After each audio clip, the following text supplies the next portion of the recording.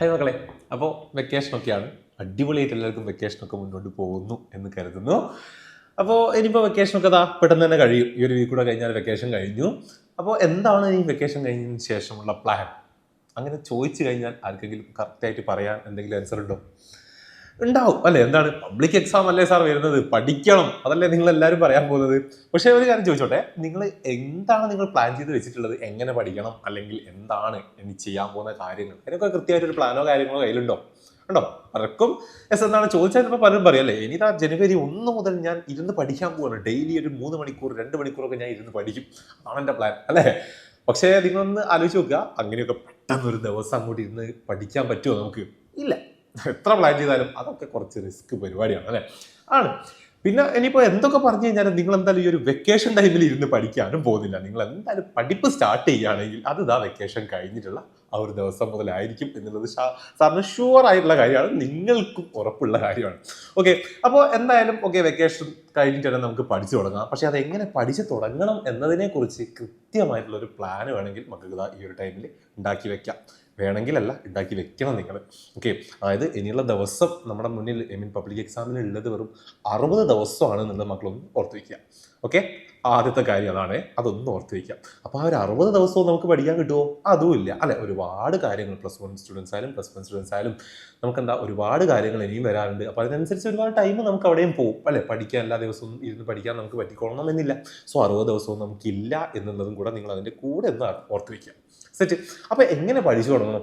Yes, അപ്പോൾ മക്കൾ മനസ്സിലാക്കുക, നമുക്ക് ഇനി ജനുവരിയും ഫെബ്രുവരി അല്ലേ നമ്മുടെ മുന്നിലുള്ളത് അല്ലേ? അവിടെ തന്നെ നിങ്ങൾ ജനുവരി മാസം നമുക്ക് പഠിക്കാനുള്ളതാണെന്നും ഫെബ്രുവരി മാസം ഈ പഠിച്ച കാര്യങ്ങളെല്ലാം റിവൈസ് ചെയ്യാനുള്ളതാണ് എന്നും കൂടി മക്കൾ സെറ്റാക്കി വെക്കണം.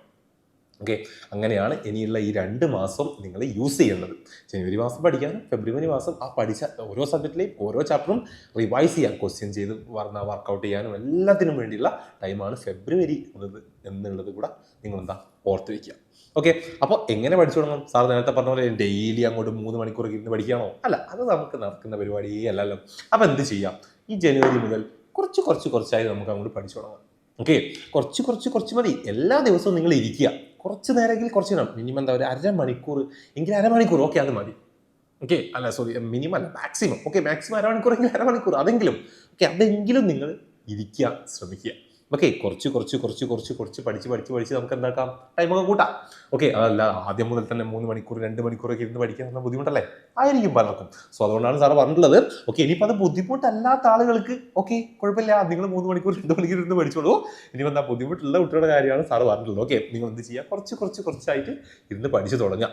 ഓക്കെ, അപ്പോൾ ജനുവരി മുതൽ നമ്മളത് പഠിച്ചു തുടങ്ങണം. ജനുവരി കംപ്ലീറ്റ് ആകുമ്പോഴേക്കും മാക്സിമം നമുക്ക് തീർക്കാനുള്ളതൊക്കെ നമ്മൾ പഠിച്ച് തീർക്കുകയും വേണം. ഫെബ്രുവരി നമ്മൾ ഈ പഠിച്ചൊക്കെ റിവൈസ് ചെയ്യണം. സോ ഇത് നിങ്ങൾ കൃത്യമായിട്ട് പ്രോപ്പറായിട്ട് ഫോളോ ചെയ്തിട്ടുണ്ടെങ്കിൽ നിങ്ങൾക്ക് പബ്ലിക് എക്സാം സെറ്റായിട്ട് എഴുതാൻ പറ്റും, ഷുവറാണ്. ഓക്കെ അല്ലേ? അപ്പോൾ ഈ ഒരു പ്ലാനെങ്കിലും, ഇത് അത്രയ്ക്കും ചെറിയൊരു പ്ലാനാണ്, അപ്പോൾ ഈ ഒരു പ്ലാനെങ്കിലും ഈ ഒരു വെക്കേഷൻ ടൈമിൽ മക്കളൊന്ന് മനസ്സിൽ സെറ്റ് ചെയ്ത് ഫിക്സ് ചെയ്ത് വെക്കണം. നമുക്ക് ജനുവരി മുതൽ അതങ്ങോട്ട് സ്റ്റാർട്ട് ചെയ്യാൻ വേണം. ഓക്കെ അല്ലേ? അപ്പോൾ അതിന് നിങ്ങൾക്ക് ഏറ്റവും കൂടുതൽ യൂസ് ആവുക നമ്മുടെ ക്രാഷ് ബാച്ച് ഒക്കെ ആയിരിക്കും. അപ്പോൾ ക്രാഷ് ബാച്ചിലൊക്കെ ജോയിൻ ചെയ്യേണ്ട കുട്ടികളാണെങ്കിൽ താഴെ കാണുന്ന നമ്പറിലൊക്കെ ഒന്ന് കോൺടാക്ട് ചെയ്യുക. അല്ലെങ്കിൽ താഴെ സ്ട്രിപ്പ് പോകുന്നുണ്ടാവും, അതിൽ നമ്പർ ഉണ്ടാവും. അപ്പോൾ ഒന്ന് കോൺടാക്ട് ചെയ്തുകൊണ്ട് നമ്മൾ +1 ലൈൻ +2 ലൈൻ ക്രാഷ് ബാച്ച് നമ്മൾ ഈ ഒരു ദിവസങ്ങളിൽ സ്റ്റാർട്ട് ചെയ്തിട്ടുണ്ട്. അതിലൊക്കെ ജോയിൻ ചെയ്യുക, അഡ്മിഷൻ എടുക്കുക, അടിപൊളിയായിട്ട് പഠിക്കുക, പബ്ലിക് എക്സാം നമുക്ക് ഉഷാറാക്കാം. ഓക്കെ അല്ലേ? ബൈ.